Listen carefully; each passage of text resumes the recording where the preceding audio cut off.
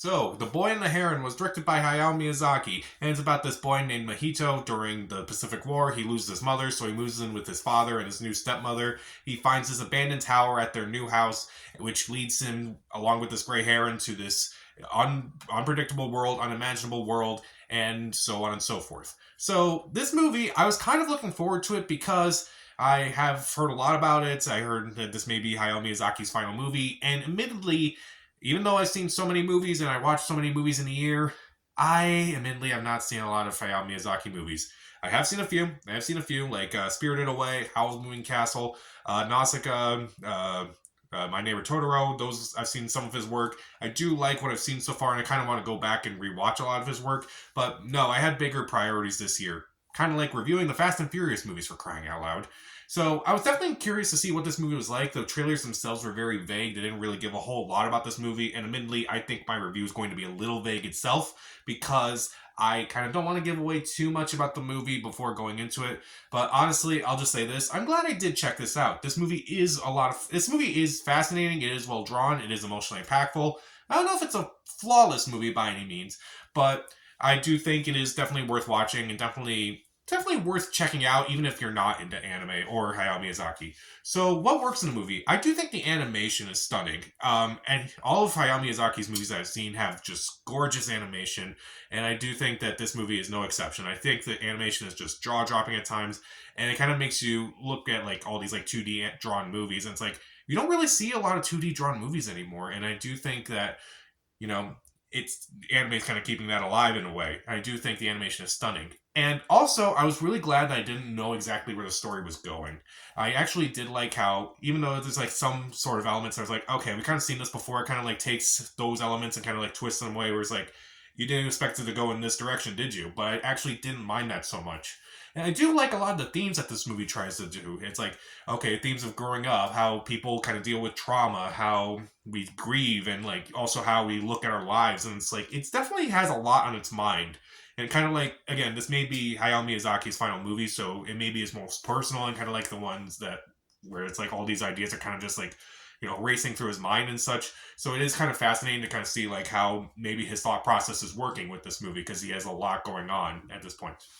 The score by Joe Hisaishi, I'm probably mispronouncing that, I apologize.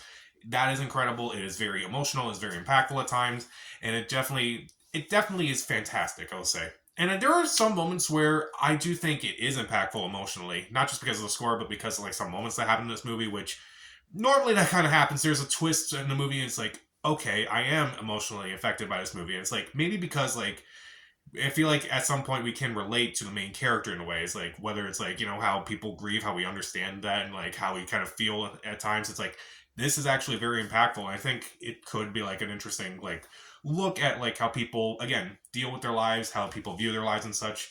And also there are, again, even though I have not seen a lot of Miyazaki movies, I definitely caught a lot of the moments where it's like it kind of looks like a character from a different movie from his filmography. So it's like I kind of did appreciate that a bit, where it's like it's Easter eggs that don't distract from the movie, unlike some Disney movies that are currently playing in theaters right now. But it definitely is impactful as way. Again, it kind of feels like a tribute to himself in a weird way, which normally I don't like that with filmmakers. They're like, okay, let's just throw in all these Easter eggs from my previous movies. Again, I feel like for a movie like this, it kind of works because it's kind of like looking back at how we kind of view our lives and like what we've done with our lives. So throwing in things from his previous works kind of makes sense in a weird way. And I do think it's definitely a nice tribute without like distracting from the main story. So, is there anything I don't like about this movie? Well, okay, so admittedly I saw the dubbed version, so I saw it in English. And I think the dialogue may have gotten a little lost in translation, if I'm being honest. Some of the dialogue just does not sound perfectly great. Some of it does not. Some of the dialogue is admittedly a bit childish at times. But then again, the main character is a child, so maybe I should just let that slide a bit. Again, maybe it got a little lost in translation. But there are definitely some decent actors in this movie who, do the dub voices like Christian Bale, Florence Pugh, Willem Dafoe, Robert Pattinson. There are decent actors in this movie, but it's just like, the dialogue is not particularly great. Maybe if I go back and watch the Japanese version, like in its original tongue, I'm like, okay, maybe I would feel a little bit more impacted by this, and maybe the the subtitles will at least explain it a little bit more, because I feel like the dialogue itself is not particularly great. And admittedly, there are some moments in this movie where it is a bit confusing, where they kind of like either don't address something, or I'm like, oh, you could have explained that a little bit more, but you're not going to. Fine. And also, the ending is a bit abrupt. Now, I kind of like now. The ending is a little bit abrupt. Like I was sitting with my friend, I'm like, wait, that's it? It's over already? I guess it's fine. I don't know if like the ending is necessarily bad by any means, but it's definitely a moment where it's like, oh, it's over. I guess we kind of have to reflect now. It kind of comes out of nowhere, honestly. And admittedly, I don't know if it's quite Miyazaki's best. Like I have seen some of his other work, like Spirited Away, but I need to get into a lot more of his filmography. I think it's an interesting first step, but then again, it may be his final movie, so it's something. It's a weird one, but I do think it is impactful in a lot of ways. Emotionally, it's impactful. The animation is stunning. It's very unpredictable. I do like a lot of the themes in this movie, and the score is fantastic. And the tributes to him are very well done. Even though, again, they don't distract from the story, but they're definitely there. If you're a fan of Miyazaki's work, I think you will appreciate this movie.